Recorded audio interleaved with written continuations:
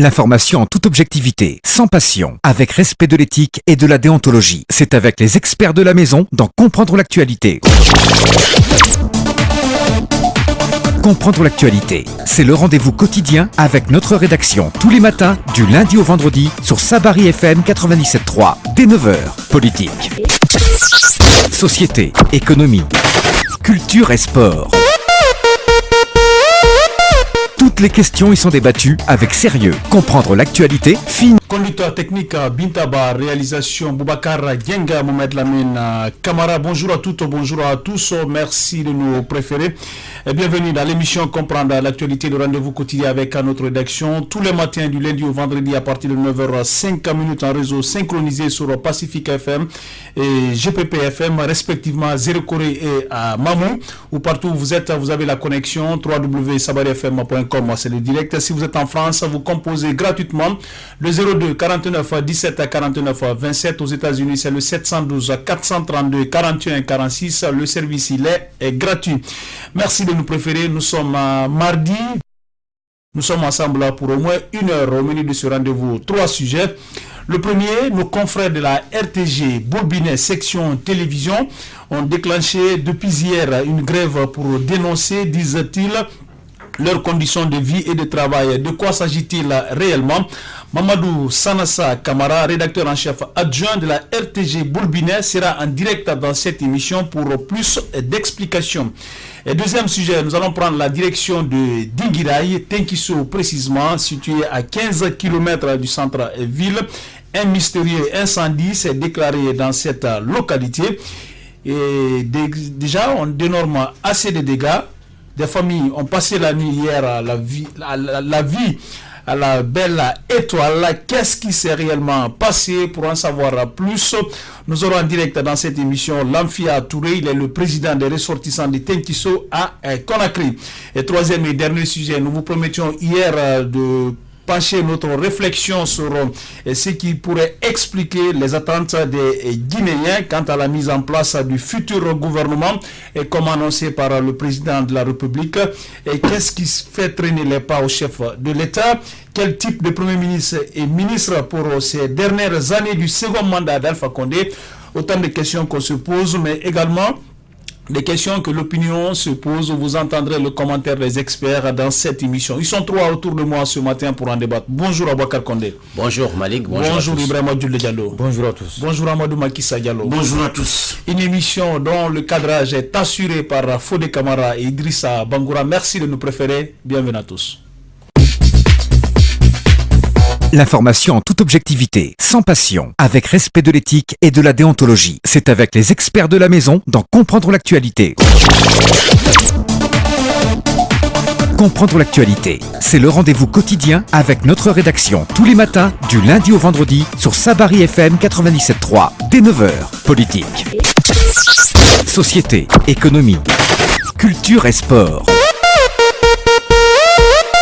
Toutes les questions y sont débattues avec sérieux. Comprendre l'actualité, fini vos interrogations. Maintenez bien votre programme. Nous sommes plutôt le 17 avril. Et merci à tous de nous préférer. Bienvenue dans cette émission Comprendre l'actualité.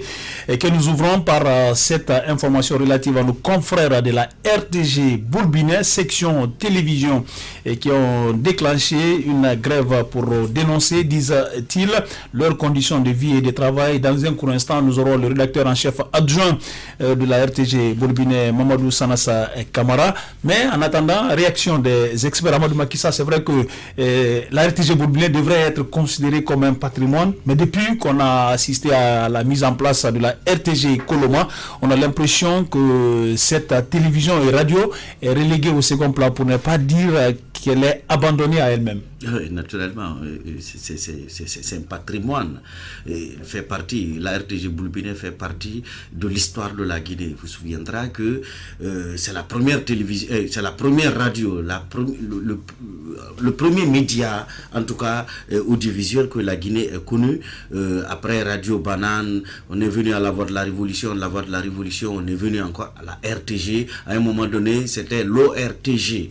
Et je crois, à un moment donné, on avait même créé une radio là-bas qu'on appelle la RKS, Radio Kaloum Stéréo. Celle-là aussi avait fonctionné à merveille. Je crois les Guinéens, en tout cas à l'époque, avaient beaucoup apprécié cette autre radio, bien sûr, en modulation de fréquence, en bande FM. Et ensuite, une autre radio aussi avait été créée là-bas qu'on appelait Radio Guinée Internationale, RGI. Et je crois que celle-là aussi avait vraiment fait tilt. Mais petit à petit, vraiment, je ne sais pas si c'est avec la création, de toutes les façons, les autorités n'accordant pas tellement d'importance, alors que c'est la caisse de résonance de tous les gouvernements qui se sont succédés à la tête de ce pays, les autorités n'accordant pas vraiment de l'importance, ou en tout cas n'assistant pas concrètement ce média, et il ne fait que s'étioler à petit feu. Et voilà ce à quoi nous sommes aujourd'hui en train d'assister. Personnellement, j'ai fait près d'une année à la RTG Boulbinet comme stagiaire. Et je me souviens, c'était au début des années, à la fin des années 90. Et je sais les conditions dans lesquelles les gens vraiment se débattaient pour pouvoir vraiment satisfaire les auditeurs et les téléspectateurs. Et la situation est restée comme telle. Et avec la coopération chinoise, on a bénéficié de la RTG Koloma et une équipe avec, bien sûr, quand la nomination d'Aboubacar Silla, l'actuel président du parti, l'UFC, il a précipité l'arrivée parce que les gens, techniquement, les gens n'étaient pas prêts à venir à la RTG Koloma. La RTG Koloma construite avec vraiment tout ce qu'il y a comme modernisme. Les gens n'ayant pas accordé tellement d'importance à la formation des techniciens, alors la radio elle mourait là-bas à petit feu. Finalement, Abakar Silla a pris le taureau par les cornes. Il a convoyé là-bas une bonne partie des journalistes qui ont en tout cas réveillé cette radio, et finalement on a commencé petit à petit à abandonner la RTG Boulbinet. Aujourd'hui, franchement, c'est un patrimoine qui se meurt à petit feu. Alors, Ibrahima Djouli, quel est le sentiment que cela vous anime aujourd'hui, l'état, je mets entre guillemets, de santé de cette RTG Boulbinet? Moi, je pense que s'il y a une chose dans laquelle les Guinéens sont spécialistes, c'est bien dans le fait de nier leur histoire. Donc il vous souviendra que depuis quand même depuis la Première République, ou disons la Deuxième République, parce qu'elle a commencé au temps du feu général Lansana Conté, je pense que on n'a pas assisté quand même, si mes souvenirs sont bons, à une fête quand même lors de laquelle on a eu à commémorer sinon le décès ou je sais pas quoi quand même du feu président Ahmed Sékou Touré. Je pense que et ça a continué jusqu'au temps du président Alpha Condé. Donc je pense que c'est là où commence le fait de nier notre histoire. Donc ne soyez pas étonnés que la RTG Boulbinet, qui est quand même, le rappelait moi qui a tout de suite la toute première télévision que la Guinée a connue, et que cette radio quand même et télé soit abandonnée. J'ai eu à visiter les locaux de cette station de télé et de ces stations donc radio et télé. J'ai eu même à l'occasion, c'était à l'occasion de la journée de la presse, donc je suis allé pour faire un constat et j'ai rencontré même Sanassa ce jour, et je pense qu'il y a un mot, il y a une phrase ou tout au moins qu'il a eu à dire et qui jusqu'à présent me marque beaucoup. Il a eu à dire ce jour-là que les instruments, disons le matos de travail quand même de la RTG aujourd'hui, il n'est bon que pour le musée. Et je pense que c'est extrêmement important. Et si vous vous souvenez, le président Alpha Condé avait fait une descente là-bas et il avait promis à l'époque, et bien c'est à l'occasion de son premier mandat, je pense que cette sortie avait eu lieu, il avait promis au travers de la RTG qu'il va mettre tout en œuvre pour que cette maison quand même soit rénovée. Donc depuis là, c'est resté comme ça, et je pense que les travailleurs de la RTG, par le biais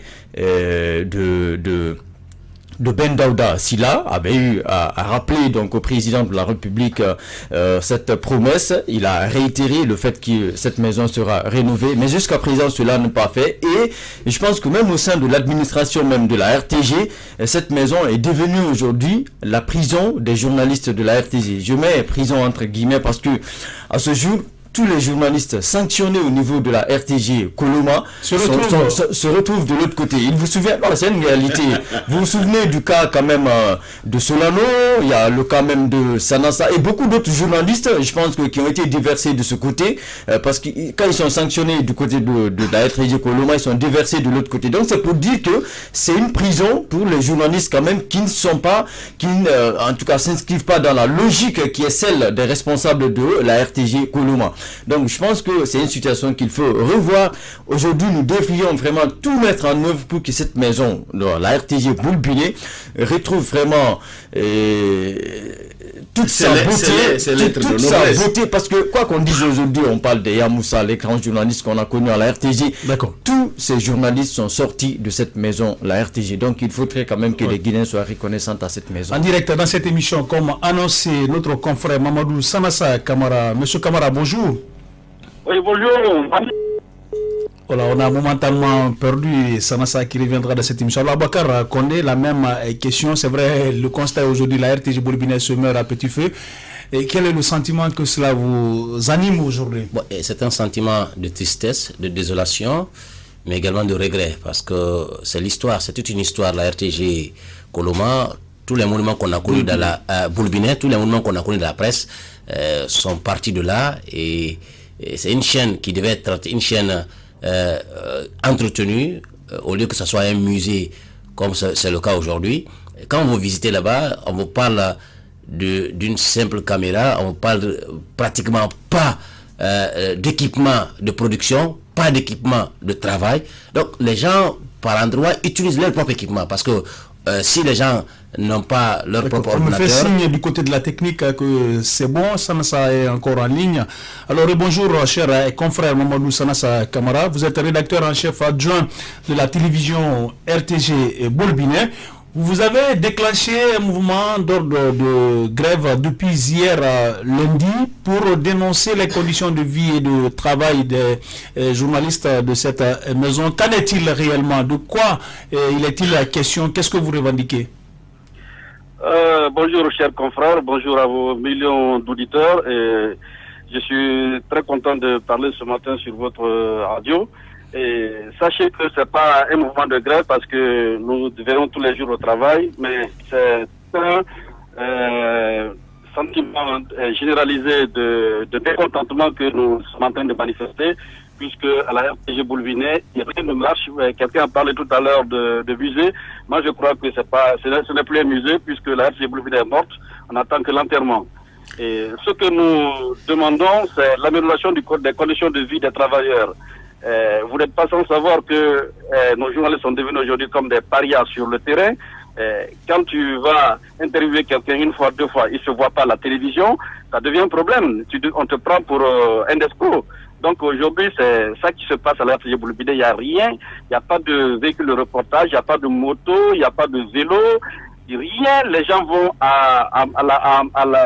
sur le terrain à pied, ils reviennent, ils travaillent difficilement, une seule machine de montage, ils travaillent difficilement, et après ça, quand on va à la régie finale pour diffuser ces éléments, la seule machine qui est lancée pour diffuser les éléments peut se planter 3 à 4 fois en plein journal, et le présentateur est obligé de dire je m'excuse, et la cerise sur le gâteau, c'est que la RTG Boulbiné n'est suivie que par quelques quartiers riverains de Boulbiné.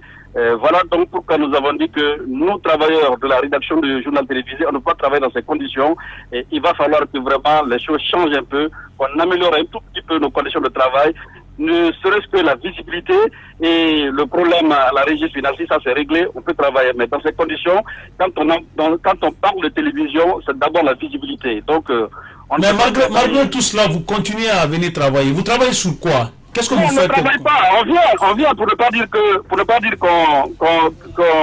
qu'on crée le vide, on vient quand même, on ne travaille pas, mais on vient.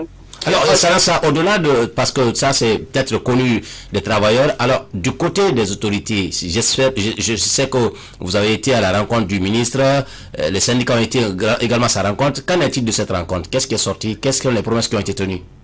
Bon, côté autorité, avant d'arriver d'abord à ces rencontres, je vais vous dire qu'à la RTG Boulbine, on a un problème de leadership et de vision. C'est ça le problème, parce que notre direction générale brille par son absence à toutes les grandes rencontres. Et un responsable qui vient au bureau de 6h à 18h, il est ouvert 23h, il est plâtré dans son bureau, il ne sort pas pour aller chercher des choses, c'est difficile. Le chef de l'État a fait ce qu'il peut, il te nomme à un poste, c'est à toi de mettre en exergue ce que tu peux faire. Donc, par rapport, c'est le syndicat la COSATREC qui a commencé, ils ont été saisis par le bureau de base. La COSATREC a organisé, moi j'étais en France, moi j'étais pas là. Quand moi je suis arrivé, on m'a dit le dimanche que le lundi il y a une rencontre. Donc le syndicat a organisé une rencontre, ils ont invité même le directeur en question. Il n'est pas venu dans la rencontre. Les travailleurs qui étaient là, on leur a donné la parole à chacun. Les gens ont dit ce qu'ils pensent. Et c'est pas dans le même sens, ça ne va pas, il faut que ça change. Bon, voilà, on est resté dans ça. Donc le ministre n'était pas là, il était en Europe. À son arrivée, il y a la COSATREC qui a fait remonter le rapport. Donc le ministre a dit qu'il va rencontrer les responsables. Je crois hier, il était en train de rencontrer au conseil de cabinet, je crois ils en ont parlé. Mais les travailleurs vraiment sont fatigués, donc les gens se sont réunis devant le ministère. Puis c'est la descente du ministre, il y a des slogans qui ont été dit, les gens parlaient SOS Boulbiné. Donc à la suite de ça, le ministre a dit que le mercredi, je viens vous rencontrer, vous et vos responsables. Voilà, ça vous entend, vous dénoncez un peu ce qu'on pourrait qualifier de l'inertie quand même de la direction générale et que vous mettez réellement en cause pour le renouveau ou insuffler une nouvelle dynamique à la RTG Boulbiné. Mais est-ce que cette direction a-t-elle les moyens de sa politique? Parce qu'après, rien ne sert peut-être de nommer, je sais, le directeur, c'est un aguerri quand même, c'est un professionnel des médias, je vais nommer Ben Daouda, si la publicité gratuite pour lui, tout le monde le connaît, mais il se trouve que, est-ce que la direction a les moyens de sa politique pour pouvoir répondre à toutes ces exigences aujourd'hui? Oui, bon, mon frère, je crois que, bon... Même parce que rien ne sert. Vous, par exemple, vous êtes directeur en chef adjoint de la télévision. C'est vrai, vous êtes également un professionnel. Mais si les moyens ne sont pas réunis, si les équipements ne sont pas là, rien ne servira quand même à... Voilà. J'ai compris la question. Ce que je veux dire par là, c'est que c'est vrai qu'il y a une ligne qui doit être, qui au niveau du ministère, qui doit être allouée à la RTG Boulbiné. Mais moi, je me dis, avant l'arrivée de M. Silla à la tête de la RTG Boulbiné, ça marchait quand Fana Souma était directeur de la chaîne Boulbiné, ça marchait sans problème. Adja Dubreka est venu, c'était la même chose, ça marchait. Pourquoi pas avec lui? Imaginez, depuis décembre 2014, il n'y a pas de réunion de direction dans cette maison. Ah, il n'y a pas de réunion de direction, ça ne marche pas. Hein? Aujourd'hui, venez faire le tour, tous les responsables, les bureaux sont fermés. C'est une gestion patrimoniale de la chose. Ça ne marche pas. Quand vous êtes, même si vous êtes savant, si vous travaillez seul, droit dans les... D'accord, on a une fois encore perdu momentanément Sanassa Camara. Je ne sais pas s'il est toujours en ligne. Est-ce que vous êtes là, Camara? Vous êtes là? Non, je crois qu'on l'a perdu momentanément. Nous essaierons de repartir avec lui. On a écouté quand même le cri de cœur de notre confrère, mais après, il y a des questions quand même. Donc oui, nous allons continuer. Oui, je disais que c'est vraiment triste. Je pense que ce n'est pas seulement de la responsabilité du directeur général, il a de la responsabilité du ministère de prendre... Justement, moi je veux vraiment qu'il soit beaucoup plus explicite sur la ligne budgétaire. Le directeur général, on le dit, on pense qu'il peut aller chercher avec des partenaires, mais les partenaires ne signent pas avec le directeur général, ils signent avec le ministère, ils signent avec l'État. Ouais. C'est à l'État de faire l'offensive, c'est au département de faire l'offensive. Le ministère, le directeur peut ouvrir les opportunités, mais ces opportunités ne peuvent se concrétiser qu'avec l'appui du département. Donc c'est au département... Mais comment il peut faire des exploits même s'il n'y a pas d'équipement de travail? C'est au département de dégager une budgétaire, de faire l'effort qu'ils ont fait pour équiper, pour former quelques jeunesses la RTG Koloma. C'est le même effort qui doit être fourni, consenti pour équiper la RTG Boulbiné et former les cadres. Parce que il y a deux problèmes à Boulbiné. Au-delà des équipements, il y a un problème infrastructurel. L'infrastructure est vieillissante.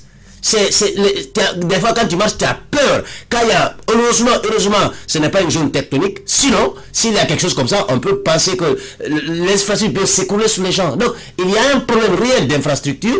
Et là, quand le président est parti, il a vu la réalité du terrain. Il a promis qu'une action concrète sera menée dans un avenir proche. Malheureusement, cet avenir proche n'est pas encore arrivé. Il y a de cela encore 5 ans. Donc, il y a encore d'autres aspects techniques. Et pire encore, toute la crème de la RTG a été déportée, exportée pour la RTG Koloba. Donc tout ce qui était là-bas, qui brillait, qui était bien, on les a allumés là-bas, parce que moi-même je connais des journalistes présentateurs, un journaliste qui m'a dit, mon frère, je ne vais pas continuer à prester à la RTG Boulbiné. Pourquoi?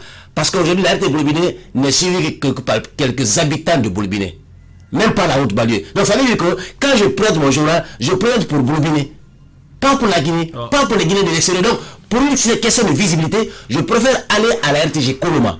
Donc, c'est ce problème-là. Donc, les gens de l'investissement quand même manque.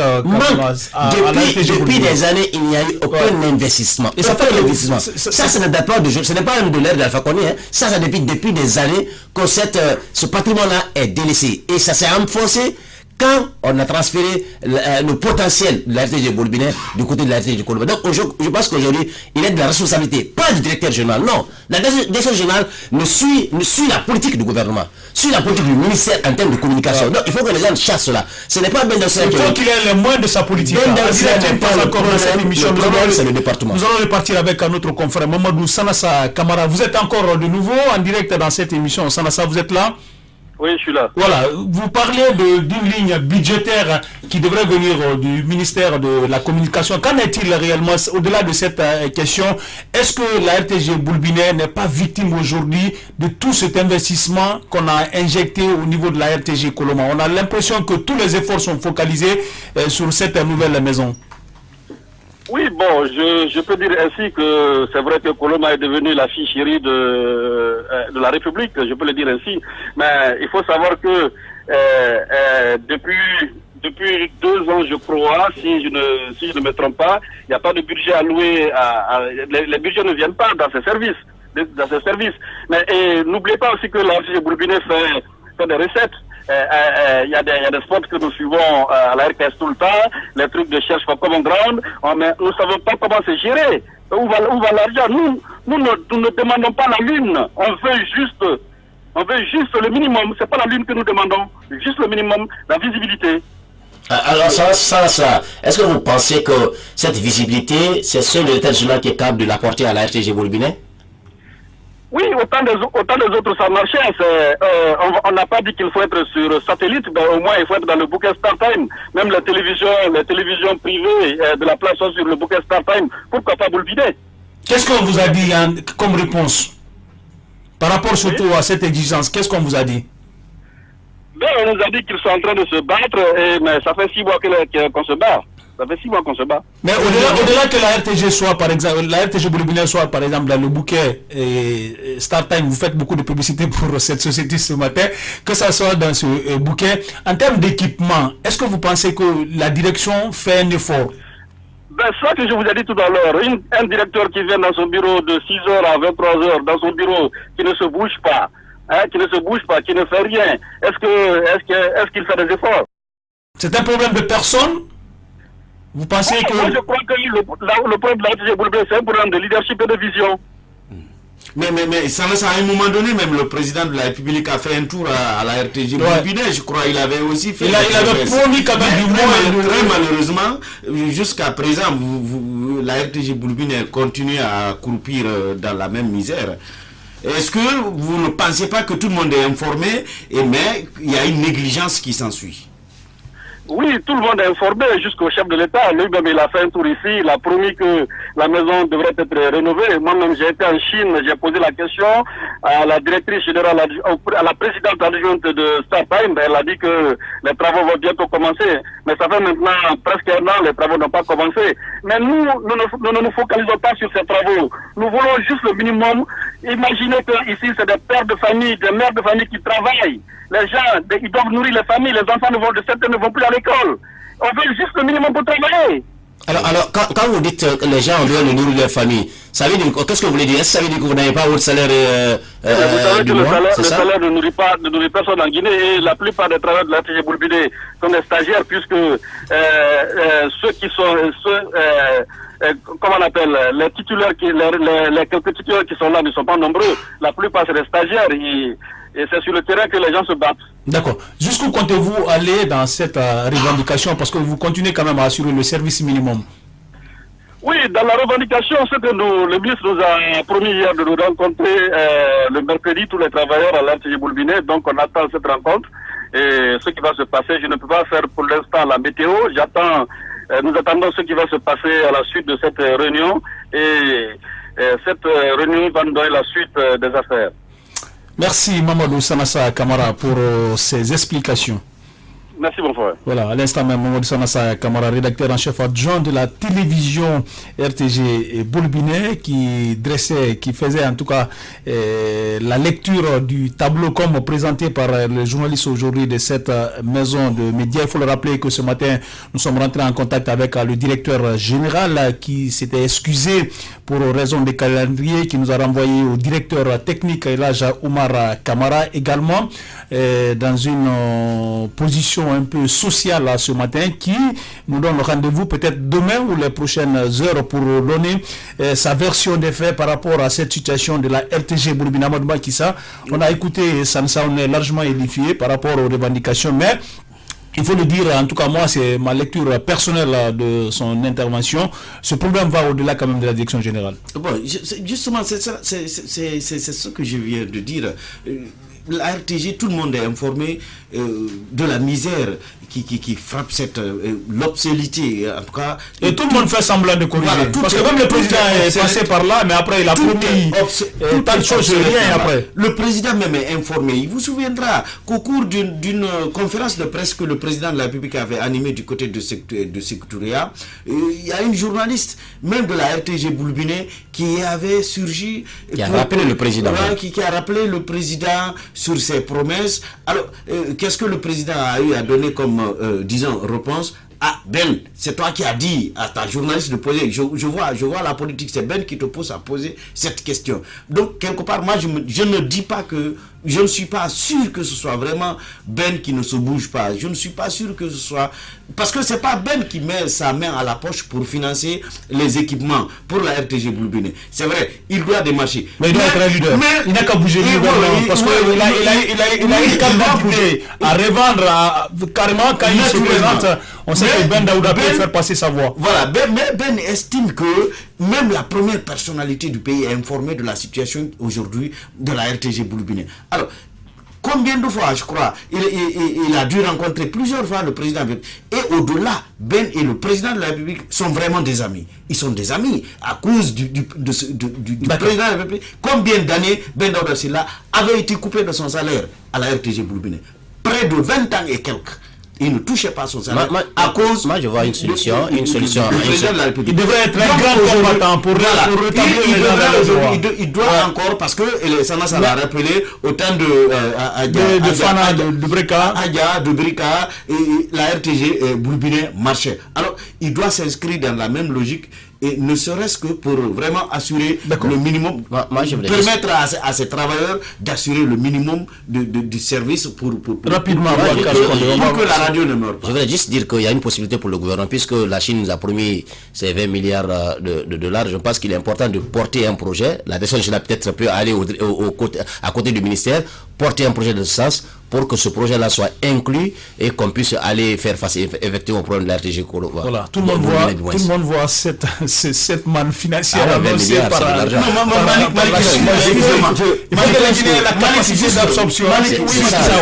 Vous savez, il y a au-delà de la RTG Boulbiné, de la télévision, de la radio, de la RKS, il y a, je dirais même que les médias d'État sont frappés aujourd'hui par une certaine, je sais pas, malheur ou quoi. Parce que, vous voyez, le journal Orient aussi ne paraît pas. Ah oui. Le journal L'Orient ne paraît pas. Aujourd'hui, c'est une cellule de communication que le gouvernement a créée. Et cette cellule de communication a créé un site internet au-delà du site internet. Ce qui est même anormal.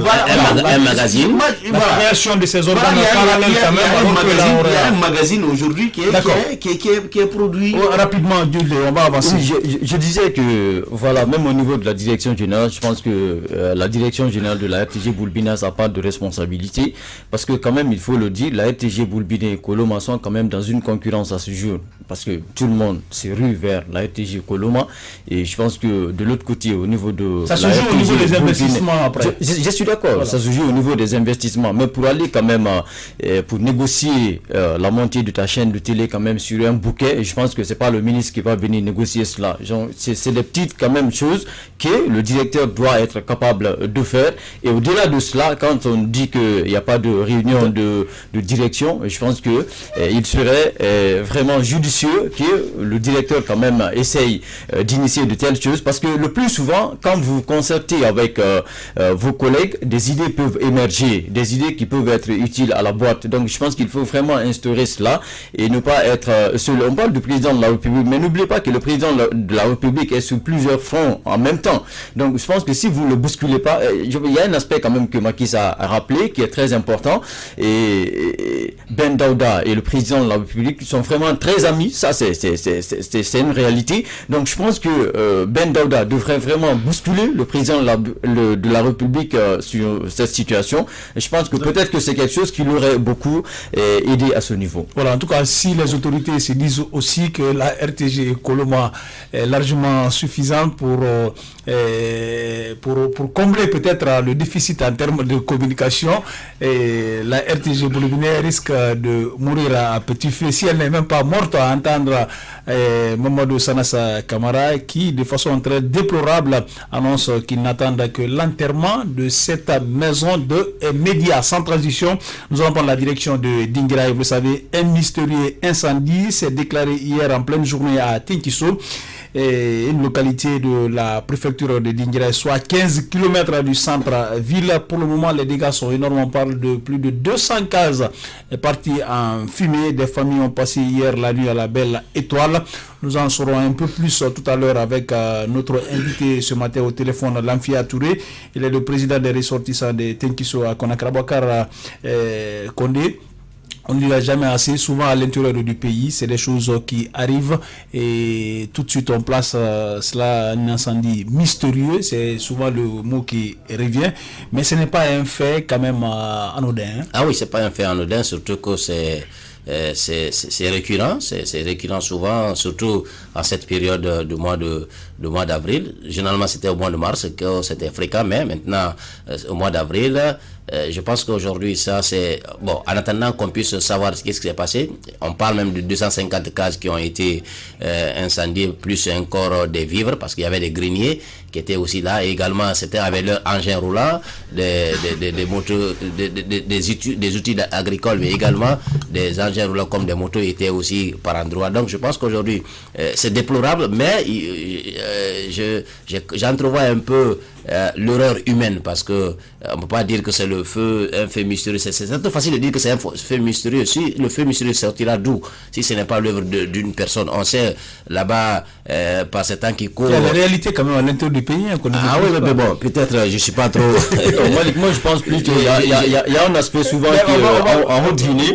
En Haute-Guinée, souvent pendant la saison sèche, moi je sais parce que c'est quand même là que j'ai vécu mon enfance, souvent pendant la saison sèche, et il y a que, vous savez que c'est l'harmattan quand même, c'est l'harmattan qui souffle en Haute-Guinée, donc c'est un vent chaud et sec le plus souvent. Nous allons savoir un peu plus avec notre invité au téléphone, Lamfia Touré. Monsieur Touré, bonjour.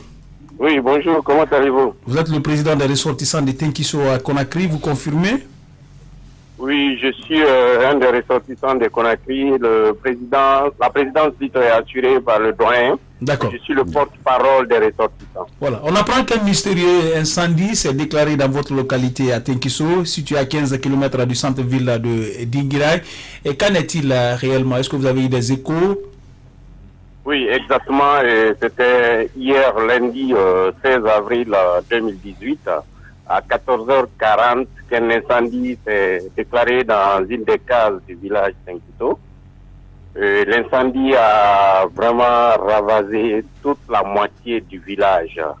Et au jour d'aujourd'hui, après le dernier recensement effectué par le président de la jeunesse et le chef de district, on est autour de 251 cases brûlées avec tout leur contenu, 11 motos brûlées, des centaines de millions calcinés dans le feu. C'est vraiment un incendie qui a créé vraiment une catastrophe au niveau du district de Tenkiso, qui est situé à 15 km de Kingirai. Alors, on parle de feu mystérieux. Alors, est-ce que c'est votre explication également, l'origine de cet incendie? Est-ce qu'on en sait un peu? Bon, les recherches sont en cours au niveau du village, mais actuellement, c'est l'information qu'on a reçue. Et c'était en fait une fille qui préparait plutôt dans une case. Et c'était en pleine journée avec le climat actuellement, l'harmattan qui s'ouvre sur la Haute-Guinée. Et donc, le feu est sorti de la case pour prendre vraiment le toit. Et puis voilà, et c'est comme ça le feu est arrivé. Mais ce qui a été étonnant, on était en train d'éteindre le feu dans la partie sud-ouest du village. Au nord-est, il y a un feu qui s'est déclaré aussi dans une cuisine.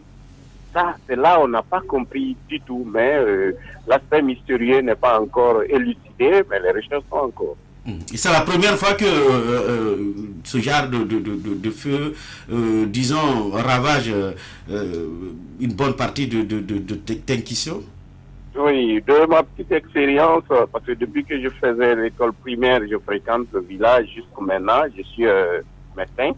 Et depuis une vingtaine ou trentaine d'années, un cas comme ça n'est pas arrivé dans notre village avec ces dégâts aussi importants que nous avons connus le 16 avril 2010. Oui, monsieur, Tenkiso, disons, c'est un nom emblématique. Je pense que tous les Guinéens ont en tout cas, ce nom en tête. En tout cas, beaucoup de gens parlent de Tenkiso, même s'ils n'ont pas été. Vous parlez de 250 cases brûlées. C'est un peu, je ne dis pas que c'est extraordinaire, mais jusqu'à présent, c'est vrai, c'est la Haute-Guinée, mais les gens ne pensent toujours pas à construire des maisons en dur. C'est un peu paradoxal. Oui, c'est effectif. Mais vous savez, actuellement, après la guerre de Libéria, la guerre de Libéria qui a ravagé quelques parties des biens de nos parents qui sont installés dans les pays voisins, mais aussi la rébellion de 2000 en forêt. Et cela a amené les gens vraiment à prendre l'initiative que nos oncles de la Moyenne-Guinée sont en train de faire. Parce que avant que quelqu'un ne construise à Conakry, il pense d'abord à son village. Donc cette initiative est en train de faire son petit chemin de croissance au niveau de notre village. C'est un gros village, c'est un gros village qui a plus de 2500 à 2800 habitants. Donc vous imaginez que les maisons en dur sont là, mais il y a... Je crois qu'on a perdu également l'Amphia Touré, mais l'essentiel de l'information a été donné. En attendant, nous allons repartir avec lui. Mais nous avons, Gulli. Oui, je disais, voilà, c'est la même chose, il le rappelle. Vous savez, le plus souvent dans les villages en Haute-Guinée, non seulement il y a le plan de construction, ce qui fait défaut, parce que vous avez souvent les cases qui sont contiguës l'une à l'autre. Donc, je pense que les cases sont trop proches l'une de l'autre, je vous l'ai dit, au fait. Donc, ce qui fait que quand il y a une case qui prend feu, directement, ça dit, c'est la propension du feu est vraiment va à une vitesse vraiment très grande. Donc, ce qui fait que souvent, quand il y a le feu, c'est beaucoup de cases qui brûlent. Et au-delà de ça, en Haute-Guinée, je le rappelais, c'est un vent sec qui souffle. L'harmattan, notre intervenant le rappelait tout de suite. Donc, quand il y a le feu et le vent qui souffle, parce que vous savez quand même que le paysage de la Haute-Guinée, c'est souvent c'est une zone quand même où il n'y a pas assez de montagnes, donc c'est une zone plate, et quand il y a le vent, ça ravage très vite et ça va très vite. Donc ce qui fait que quand il y a le feu, il y a beaucoup de cases qui brûlent. Donc dans certaines parties quand même de la Haute-Guinée, dans beaucoup de villages, l'initiative que les responsables du village prenaient, c'est que à partir de 12 heures jusqu'aux environs de 16 heures, les gens n'allumaient pas de feu. Donc il y a un monsieur souvent qu'on appelait à l'enfance Talassa, c'est-à-dire éteindre le feu, et qui sortait, qui faisait le tour du village, qui voyait si les gens respectaient la mesure, parce qu'il était interdit quand même aux citoyens, à tout le monde, à tous les villageois, d'allumer le feu à 14 heures, parce qu'on estime qu'à 14 heures, le vent est violent, et puis il suffit vraiment d'une petite étincelle pour qu'une case prenne feu. Et c'est justement, vous avez écouté l'intervenant, c'est à 14 heures quand même qu'une fille préparait, et la case a pris feu. Donc, le côté mystère, c'est que au moment où on cherchait quand même à éteindre il y a un autre c'est plus souvent quand il y a un incendie, le plus souvent la stratégie que les gens l'initiative que les gens prennent rapidement à ce niveau, c'est que quand il y a la première case qui prend feu, les autres cases quand même qui entourent, on essaie de les décoiffer rapidement pour ne pas que le feu atteigne ces cases là et continue sa propension. C'est souvent comme ça on faisait. Je sais pas quand même au niveau de Tenkiso, comment ils s'en sont pris à ce niveau. Et voilà, c'est ce qui fait qu'en Haute-Guinée, le plus souvent quand il y a feu, vous entendez parler de 200 cases, 300 cases, c'est que les cases sont très proches l'une de l'autre. C'est ça le problème au fait en Haute-Guinée. Donc je pense que les autorités devraient se pencher sur cette question, essayer d'élaborer un plan de construction quand même, ne serait-ce que imposer cela aux citoyens pour que cela soit respecté et je crois que ça peut permettre quand même aux villageois d'être beaucoup plus en sécurité. Dans cette émission, Lamfia Touré, des ressortissants de Tenkiso à Conakry. Et alors, à date d'aujourd'hui, quelles sont les premières dispositions prises par vous, les ressortissants? Merci. Comme disposition, nous avons essayé de mettre rapidement une commission de crise en place au niveau de Conakry.